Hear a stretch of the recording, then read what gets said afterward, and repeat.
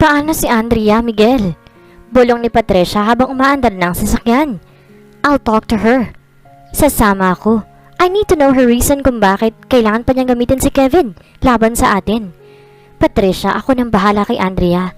Ayokong ma-stress ka pa. Ihahatid na muna kita sa bahay para makapagpahinga. Sagot nito. But I want to talk to her. Some other time, Patricia. Magpahinga ka na muna sa bahay. Sagot ng asawa sa kanya. Miguel? Saway niya sa asawa. Hindi siya papayag na wala siya sa tabi ni Miguel kapag kinumpronta rito si Andrea. Baka makakuha pa ng pagkakataon ng babaeng yun sa asawa niya. Sasama ako. Matigas na wika ni Patricia. Nilingon siya ni Miguel. Alam niyang nais tumanggi ni Miguel sa kanya pero dahil sa pagmamatigas niya, wala rin nagawa ang asawa. Kaya't sinama siya sa Monte Falcon condo para hanapin si Andrea. Wala siyang tiwala kay Andrea, kaya hindi niya pwedeng hayaan na mag-isang haharap ang asawa rito. Isa pa nais niyang masampal si Andrea para magising ito sa katotohanan na wala na itong pag-asa pa sa asawa niya. Kaya mabuti pang tigilan nito ang panggugulo sa kanila. Isang malakas na sampal ang binigay ni Patricia kay Andrea na magkasalubong ito sa lobby ng Monte Falcon condo. Patricia! Pigil ni Miguel sa kanya. Wala siyang pakialam kung pinagtitigilan sila ng mga tao roon. Ang mahalaga, maiparamdam niya kay Andrea ang galit niya sa ginawa nitong pakikipagsabuatan kay Kevin para guluhin at takutin siya. What's wrong with you? Pigil galit na tanong ni Andrea habang hawak-hawak nitong pisnging na sampal niya. Pariyan sa panghimasok mo sa buhay ko. Taas kilay na sagot niya. Miguel, ano bang pinagsasabi ng immature mong asawa? Tanong ni Andrea kay Miguel. I am not immature. Mariing sagot ni Patricia at akmang lalapitan ulit ito nang mapigilan siya ng asawa sa braso. Andrea, umamin na si Kevin na binayaran mo siya para guluhin si Patricia at nasa kulungan na siya ngayon. Wika ni Miguel na kinagulat ni Andrea na agad namang nakabawi at nag-deny sa sinasabi ng asawa. Wala akong kinalaman dyan, Miguel. Baka gawa-gawa lang ng asawa mo yan dahil kulang siya sa pansin. Taas na ang sagot ni Andrea at sinulipan siya. Huwag ka nang mag-deny pa, Andrea. Nasa presinto na si Kevin at kung magpapatuloy ka pa sa panggugulo mo sa amin, magsasama kayo sa kulungan. Inis na banta ni Patricia. Pwede ba, Miguel? Pagsabihin mo nga tong asawa mo, baka nakakalimutan niya kung sino ko. Hindi ko nakakalimutan kung sino ka. Isa kang ahas na nais maagaw ang asawa ko. Mabilis sa sagot niya. Shut up! Mariing sabi ni Andrea dahil pinagtitingin na sila ng mga naroon. Tigilan mo na to, Andrea. Wala ka rin namang mapapala pa. Kung ayaw mo ring makulong katulad ni Kevin, tumigil ka na. Mariing sabi ni Miguel. But, Miguel? Pero masamang tingin lang ang pinukol ni Miguel kay Andrea. Kaya't hindi na natuloy ni Andrea ang ano pa mang sasabihin nito. Let's go. Anyaya ni Miguel sa kanya at tinawakan siya sa siko. Naglakad sila sa lobby at ramdam niya ang mga mata ni Andrea sa likod nila. Alam niyang hindi basta-basta titigil si Andrea sa panggugulo. Aasahan pa niyang mas manggugulo pa ito at ihahanda niyang sarili. Pagpasok nila sa loob ng opisina ni Miguel, agad siyang nakaupo sa sofa at nagbuga ng hangin. Nakakainis talaga ang babaeng yun. Inis na sabi niya. Napaka-desperada niyang makuha ka pa, samantalang kasal ka na. Ibang klase rin kung maghabol sa'yo. Patuloy niya sa inis. Don't mind her. Wala na rin naman siya makakasabot pa.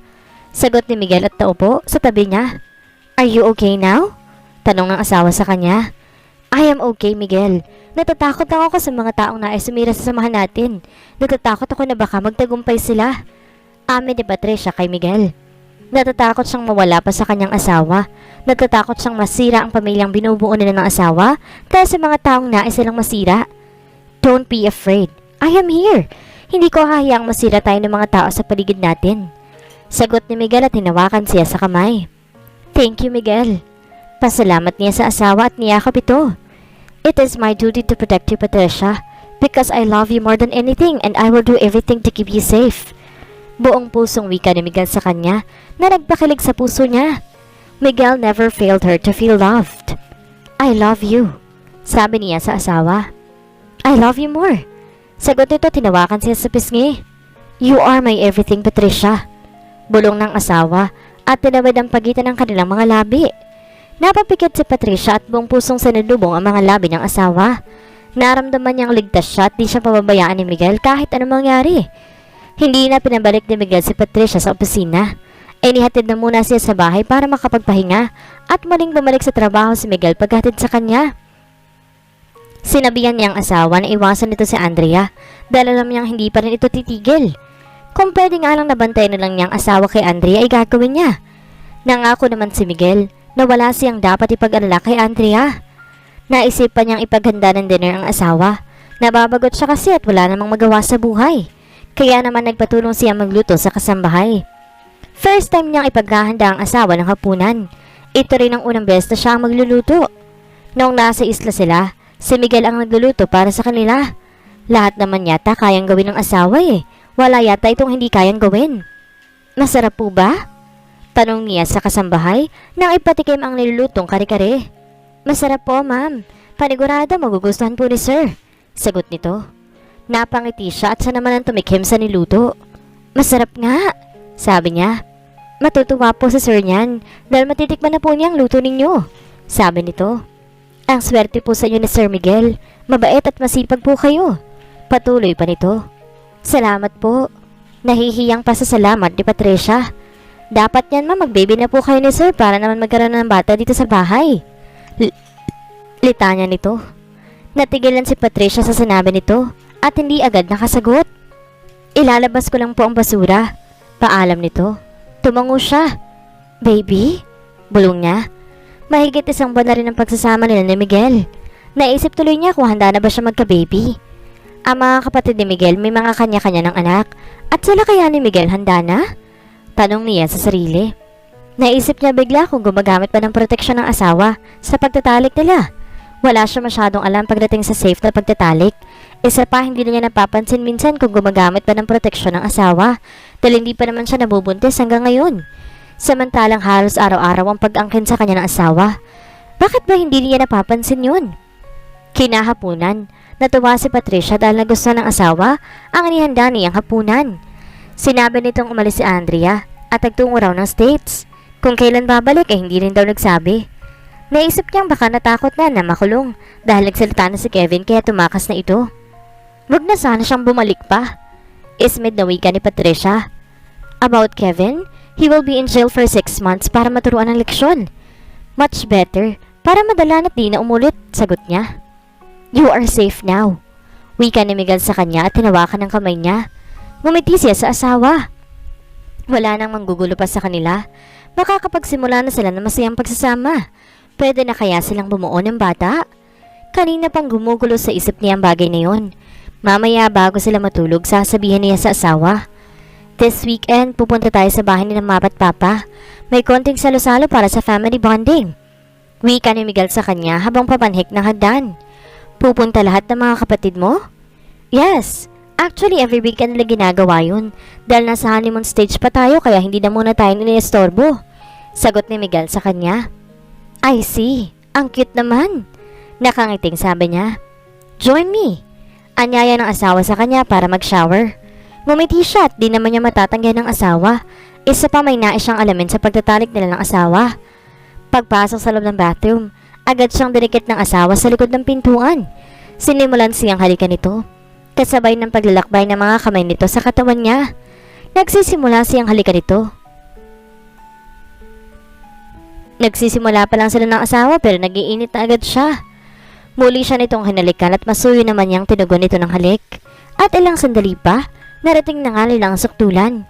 Pero laking pagtataka niya na may ginawa ang asawa. Nasagot ang katanungan kung bakit hindi pa rin siya nabubuntis. Hindi pa ba handang maging ama ang asawa?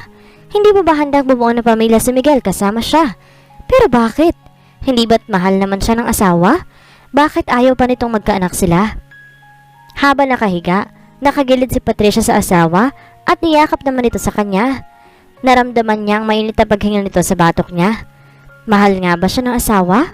Bakit bigla niyang pinagdadaan ang damdamin nito para sa kanya? Dahil ba nalaman niyang hindi pa ito handang magkaanak at bumuo ng pamilya sa kanya? Anong gagawin niya? Dapat ba niyang tanungin ang asawa tungkol sa bagay na yun? Baka naman masyado lamang siya nagmamadali. Pero hindi ba't mahal siya ni Miguel at mahal naman niya ito? Bakit hindi pa sila bumuo ng pamilya kung ganun? Ang daming tanong na gumugulo sa isip niya at lahat ay wala pang kasagutan. Hello dear. Malambing na bati ng mama ni Miguel kay Patricia nang makapasok ang silang asawa sa loob ng mansyon ng mga Montefalcon. Hi po! Malambing na bati ni Patricia. Nakipagbeso ito sa biyanan. You look gorgeous, Iha. Salamat po. Nahihiyang pasalamat at tilingon si Miguel at nasa tabi niya. Ngumiti ito sa kanya. Pilit ng ngiti ang sinagot niya sa asawa. Ilang araw na niyang iniiwasan si Miguel. Pati sa pagsiping nito iniiwasan muna niya. Nais muna niyang alamin mula rito ano ang dahilan kung bakit nagpapaka-safe ito sa pagtatalik nila. Samantalang mag-asawa naman sila. Alam niyang napapansin ni Miguel ang pang-distansya niya. Naitanong na rin ito. Sinabi lang niyang pagod siya. Pinagpapasalamat niyang hindi na nag-usisa pang asawa. Sa pagkainan, inanunsyo rin na galit ang pagbubuntis ng asawang si Rika. Nakita niya kung gaano kasi ang dalawa. Alam niyang marami ring ups and downs sa relasyon ni Garrett at Rika. Matagal din bago nabuntis si Rika, pero sa pagkakaalam niya dahil yun sa pagtungo ng States ng babae. Lahat sila'y masayang binati ang mag-asawa. Narinig pa niya nang biruin sila ni Miguel na dapat ay sumunod na sila dahil sila na lamang ang wala pang baby. Tahimik lang siya at wala siya naging tugon. Hindi naman niya alam ang sasabihin. Makakarating din kami dyan, but now ini-enjoy pa namin ang pagsasama namin. Sagot ni Miguel at hinawakan siya sa kamay. Hindi ba, sweetheart? Tanong pa ng asawa sa kanya. Sinulyapan niya ang asawa at dahan-dahang binawi ang kamay na hawak nito. Inabot ang baso at uminom. Napansin niya ang pag-ibot ng mga labi ni Miguel at nagpatuloy sa sinasabi. Besides, kakakasal lang naman namin. Nasa honeymoon stage pa naman kami. Dagdag ni Miguel at sinulyapan siyang muli. Nasa pagkain ang atensyon niya dahil nais niyang makaiwas. Baka kasi kung ano pang masabi niya. Maggagabi na magsimula na silang mag-uwian. Isa-isa na nagpaalam ang mga ito. Tara na! Anyaya ni Miguel sa kanya matapos makapagpaalam sa mga magulang at mga kapatid nito. Tumango lamang si Patricia at naglakad na palapit sa kotse. Wala siyang imik na sumakay sa passenger seat. Hanggang sa manda ng kotse wala pa rin siyang imik. Kanina ka patahimik. May problema ba, Patricia? Tanong ni Miguel habang tinatahak ang kalsada pa uwi. Mabilis niyang iniiling ang ulo. At wala pa siyang balak. Lakas ng loob para sabihin sa asawa ang bumabagabag sa kanya. Hindi pa kasi siya handang marinig ang sasagot ng asawa o tamang sabihin na hindi pa siya handang masaktan. Hindi na rin naman pamaling nag-usisa ang asawa hanggang sa makauwi sila. Kaagad umakit si Patricia para marigo at sa kauna-unahang pagkakataon, nilak niya ang banyo. Nais kasi niyang iwasan na masundan siya ng asawa sa loob dahil paniguradong hindi niya mapipigilan ng sarili na magpangkin sa asawa at masasaktan lang pag nakitang ilalabas ng asawang kailangan niya para magkaanak sila. Paglabas na ng banyo, wala sa silid si Miguel. Baka bumaba o ano. Kaya naman nahiga na si Patricia upang matulog na at maiwasan muna ang asawa. Malalim na ang gabi na alimpungatan si Patricia at wala sa tabi ang asawa. Kumunot ang noon niya. Bumangon siya sinilip ang oras sa relo sa may bedside table. Alauna na madaling araw. Asaan siya? Tanong sa sarili at mabilis na bumaba ng kama para hanapin sa ibaba ang asawa. Madilim na ang buong bahay at hindi niya makita ang asawa. Sumilip siya sa labas at kumabog ang dibdib niya na makitang wala ang kotse ni Miguel. Umalis siya nang hindi nagpapaalam? Tanong niya sa sarili at nakaramdam ng inis sa pambabaliwala ng kanyang asawa. Nagmamadaling umakit si Patricia sa silid at tinawagan upang tawagan si Miguel. Asan ka? Inis na bungad niya nang sagutin nito ang tawag niya. Andito ako sa resto bar. Huwag mo na akong intayin. Matulog ka na. Walang emosyong sagot ni Miguel sa kanya. Ano to, Miguel? Galit na tanong niya. Anong ano to? Balik tanong nito sa kanya. Bakit ka umaalis na hindi nagpapaalam? Patricia, madaling araw na. Matulog ka na. Utos nito. Hindi. Mag-usap tayo ngayon din. Hintayin mo ako dyan. Galit na sabi niya at mabilis na pinatay ang tawag. Narinig nang nagring ang cellphone niya pero hindi niya iyon pinansin. Humila lang siya ng jacket ng asawa na saktang umabot sa pantulog na suot niya. Kung nagmamatigas sa ganyang asawa, pues mas matigas ang ulo niya. At alam niyang gagawin niya ay magpapabaliw kay Miguel sa pag-aalala sa kanya. Naiinis kasi siya dahil akala niya nasa bahay lang ang asawa. Umalis pa rin nang walang paalam sa kanya at basta na lang siya iniwan. Alam niya nakakahalata na si Miguel sa kinikilos niya kaya ito umalis. Tinawag niya ang guard sa gate at pinagising ang driver para magpahatid siya sa M-Bar. Ring pa ng ring ang cellphone niya pero ayaw niya sagutin. Hahayaan niya ang asawa.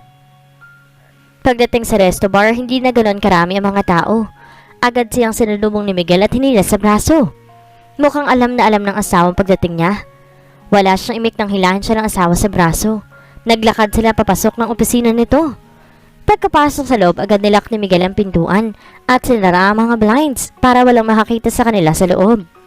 Patricia, alam mo ba kung anong oras na? Bakit lumalabas ka pa ng bahay na ganyan lamang ang suot mo? Galit na sita ng asawa sa kanya at sinulya pa ng suot niya. Sobrang inis niya kaya hindi na niya nagawa makapagbihis ng maayos. Ikaw pa talaga may karapatang magalit? Galit ding sabi ni Patricia. Ikaw nga umalis ka ng bahay na parang wala kang asawa. Sigaw niya rito. Paano kung di aalis? Ilang araw ka ng malamig na ewan. Bakit Patricia? Inaalala mo ba ang pagkakakulong ng ex-boyfriend mo kaya ka nagkakaganyan? Wika nito. Kumunot ang noon niya. Paano nadamay si Kevin sa usapan? Simula na makulong si Kevin, naging tahimik at umiiwas ka na sa akin. Sigot nito. Miguel! Hindi siya makapaniwalang si Kevin ang iniisip nitong dahilan ng pag-iwas niya. This is not about Kevin. Mariing sabi niya at sinalubong ang mga mata ng asawa. May dahilan ako kung bakit ako umiiwas. Ano? Hiyaw nito na kinapitlag niya. Ano ang dahilan mo, Patricia? Muling tanong nito. Hindi siya makakibo. Ano bang sasabihin niya? Paano ba niya sasabihin ang lahat? Patricia! Tawag ni Miguel sa kanya at lumapit to sa kanya. Hindi si Kevin ang problema dito, Miguel. Ikaw! Ikaw ang problema! Naiiyak na hiyaw ni Patricia at tinulak ang asawa sa dibdib saka nagtatakbo palabas ng opisina ng asawa. Patricia! Patricia! Bumalik ka! Naririnig niya ang pagtawag sa kanya ni Miguel pero nagpatuloy pa rin siya. Nagtuloy siya sa paglabas ng resto bar. Umiiyak siya at ayaw niya makita siya ng asawa na umiiyak. Hindi siya dapat makita ni Miguel na umiiyak. Hindi siya mahina. Kung saan siya patungo, hindi niya alam. Basta nagtatakbo siya at nais makalayo sa asawa. Patricia! Narinig niya ang tinig ng asawa. Lalo pa niyang binilisan ng pagtakbo. Upang makaiwas sa asawa, tatawid sana siya ng kalsada nang may biglang mabilis sa sasakyan na paparating. Napahinto siya sa pagtakbo at napatitig sa maliwanag na ilaw ng kotse. Nang biglang may humila sa braso niya at isang malakas na busina ang kasunod niyang narinig. Patricia! Tinig ni Miguel na humawak sa braso niya at kinabig siya na pakayakap. Are you okay? Narinig niyang tanong nito habang nakayakap ito na mahigpit sa kanya. Tila naman siya unti-unting natauhan at napahagulhol ng iyak. Ayaw pa naman sana niyang umiyak sa harapan ng asawa pero naiyak siya ng dahil sa halo-halong emosyong nararamdaman. You scared me, Patricia. Bulong ng asawa sa kanya habang yakap pa rin siya nito. I'm sorry. Kung ano man ang kinagagalit mo sa akin, Patricia, I'm sorry. Hinging tawad ng asawa sa kanya. Hindi siya nakakibo. Hindi alam ang sasabihin. Forgive me, sweetheart. Sabi pa nito nang ilayo siya ng bahagya mula rito. Hinawakan ang mukha niya at pinunasan ng palad ang mga luha niya sa pisngi. I'm sorry. Seryosong sabi ni Miguel sa kanya. Kahit sino sigurong kaharap ni Miguel ngayon ay papatawarin ito. Napaka-sincere nito sa paghingi ng tawad. Kahit hindi pa man ito alam ang kinagagalit niya. Are you okay? May pag-aalalang tanong nito sa kanya. Tumango siya at ngumiti ng bahagya. Let's go. Uuwi na tayo. Anyaya ng asawa sa kanya at inayos ang jacket na suot niya na siyang tumatakip sa manipis sa pantulog na suot niya. Sa kotse ni Miguel siya sumakay. Nakukonsensya siya tuloy sa ginawa niya. Masyado siya nagpapadalos-dalos sa mga ginagawa at iniisip. Maganda sigurong pag-usapan na muna nilang mag-asawa ang tungkol sa sitwasyon nila at kung may plano nga bang magkaanak ang asawa sa kanya. Naisip din niyang wala pa namang 2 buwan silang kasalang asawa. Baka nga naghihintay pa ng tamang panahon ito kaya't safe ang ginagawa ng asawa sa kanya. Tuwing magtatalik sila, magpahinga ka na, Patricia. Maliligo lamang ako. Wika ni Miguel nang makauwi na sila. Agad na siyang nahiga ng mahabad ng jacket. Tumitig sa kisame at naghahanap ng tamang sagot sa nais niyang malaman. Pwede naman siyang magtanong sa asawa. Yun nga lang, natatakot siya na baka hindi sila pareho ng pananaw nito. Nang makalabas ng banyo si Miguel, agad nitong tumabes sa kanya sa kama. Nakatalikod sa rito. Yumakap ito sa kanya mula sa likod niya. I love you, Patricia, bulong nito. Hinawakan niya ang kamay ng asawa para kahit di siya sumagot, ay maramdaman nito ang sagot niya. I hope na kung ano man ang gumugulo sa isip mo ay masabi mo sa akin para magawan ko ng paraan. Kung may mali man ako nagawa, aayusin ko. Wika pa ni Miguel. You know that I love you so much, Patricia, at ayoko na mawala ka sa akin. I am willing to do everything for you. Patuloy pa nito. Tumihaya si Patricia ng higa para maharap si Miguel. Hinaplos niya ang tila kumakapal na balbas ito. Mahal kita, Miguel. Mahal na mahal. Sambit niya sa asawa. Ngumiti si Miguel sa kanya at tinalikan siya sa mga labi. Agad siyang gumanti ng halik. Ilang araw na ba silang hindi nagtatalik ng asawa at aaminin niyang miss na niya ito? At kung ganun pa rin ang gawin ng asawa sa pagtatalik nila ngayong gabi, bukas ay kakausapin na niya ito. Aalamin niya ang dahil nito. At ngayon, i-enjoy na muna niya ang ginagawa ng asawa sa kanya. Ilang araw na siya naghihintay ng maiinit na halik at haplos ng asawa. Patricia, I love you. I love you too, Miguel.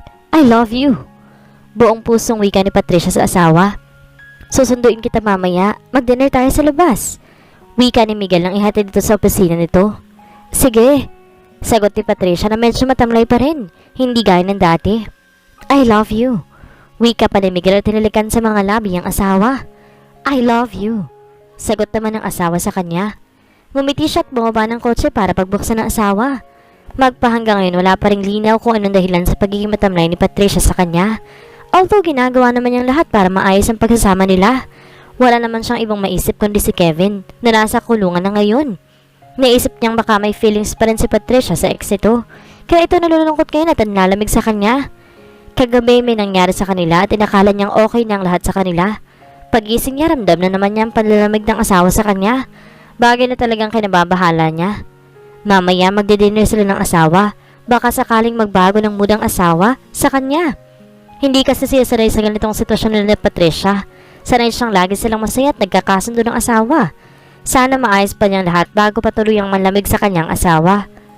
Pagdating sa opisina, dumating ang abogado ni Miguel. Nakikiusap daw ang pamilya ni Kevin na pakawalan na raw ito.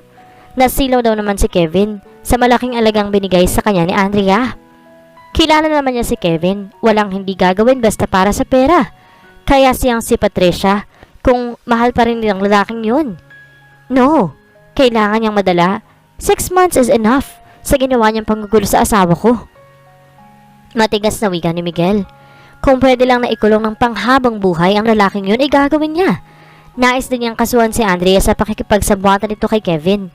Pero alam niyang kayang magdiring ni Andrea at patakasan ng korte. Kaya naman umisip siya ng paraan ngayon para mawala si Andrea sa Monte Falcon condo. Hindi na rin dapat narito pa si Andrea. Alam niyang isa pa ang babae sa dahilan ng panlalamig ni Patricia sa kanya. Nais daw po kayong kausapin ng pamilya niya, sabi ng abogado. Wag na, sabihin mo.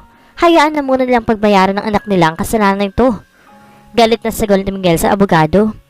Sumang-ayon naman ito at saka nagpaalam na sa kanya. Humugot siya ng malalim at paghinga na mag-isa na lamang sa loob. Sinandal ang likod sa swivel chair at mariing ipinikit ang mga mata na tila nananakit. Patricia, bulong niya sa pangalan ng asawa. Ito ang unang beses na ginulo ng isang babae ang isip niya kaya hindi niya alam ang gagawin. Napapagod na siya sa kakaisip kung bakit kasi wala siyang ideya sa commitment eh. Pinaparamdam naman niya sa asawa ang pagmamahal niya rito. Pero bakit tila kulang pa? Miguel, tinig na tila nagpabalik sa kanya sa kasalukuyan. Nakita niya si Garrett na nakatayo sa tapat na mesa niya. May hawak na 2 cup ng kape. Kape! Alok ni Garrett sa kanya at nilapag ang kape sa mesa niya. Salamat. Pasalamat niya at tinampot ang kape. Kailangan nga yata ng kape dahil inaantok pa siya o ano. Masyadong magulong isip niya. Ang lalim yata ng iniisip mo. Tanong ng kapatid at naupo sa upuan. Not that much. What are you doing here anyway? Tanong sa kapatid at uminom sa kape. May check-up si Rika sa ubi niya malapit dito. Kaya't naisipan ko na daanan ka na muna saglit. Sagot nito. I see. Magkakababy na nga pala kayo. Congrats! Sabi niya sa kapatid. Halata niya sa kapatid ang kaligayahan ngayong magkakanak na mga ito. Thanks bro. How about you? Kayo ni Patricia, wala pa ba? Tanong nito. Lumabi siya at iniling ang ulo. Wala pa sa plano niya magka-baby ngayon. Kaya nga ingat na ingat siya sa pag-angkin kay Patricia. Hindi nga lang siya sigurado kung aware ang asawa sa ginagawa niyang pag-iingat sa tuwing magtatalik sila. Maaga pa para magka-baby kami. I want to spend more time with Patricia before kami magka-baby. Is that okay to Patricia? Maybe yes? Sagot ni Miguel na hindi sigurado kung okay lang ba sa asawa na hindi mo na sila magbe-baby. Hindi pa kasi sila nakapag-usap tungkol sa mga ganitong bagay. Nag-e-enjoy kasi sila sa mga ginagawa nila. Until nga this past few days nanlamig ito. Bagay na talaga namang gumugulo sa kanya. Kung okay naman kay Patricia ang ganyang setup nyo, walang problema. Sagot nito. Tumango lamang siya. Garrett, tawag niya rito. Nalingon naman siya ng kapatid. Kamusta kayo ni Rika? I mean, moody ba siya or what? Kunot noong tanong niya sa kapatid. Ngumiti si Garrett sa kanya at tila nakuha nito ang ibig niyang sabihin. Rika is sweet pero matigas ang ulo at moody kaya sanay na ako. Natatawang sagot nito. You mean, normal ang pagka-moody ng mga babae? Kunot noong tanong niya sa kapatid. Sa dami na ng mga babaeng dumaan sa buhay niya, wala pa yata siya nakasamang moody. Depende. Madalas moody yan kapag may nais silang malaman na hindi nila magawang itanong sa atin. Paliwanag ng kapatid. Why not? Kunot noong tanong niya. Pride. And of course, takot silang masaktan sa isasagot natin. Sagot ito at sumilip sa relo sa palapulsuhan. Baka tapos na si Rika. Babalikan ko na. Mabilis na paalam nito sa kanya at tumayo mula sa pagkakaupo. Congrats anyway, sabi niya. Nalingon siya ng kapatid. Kung sa tingin mo nanlalamig si Patricia, much better kung ikaw na magtanong ng kung anong ayaw niyang sa pagsasama ninyo. Wika nito sa kanya.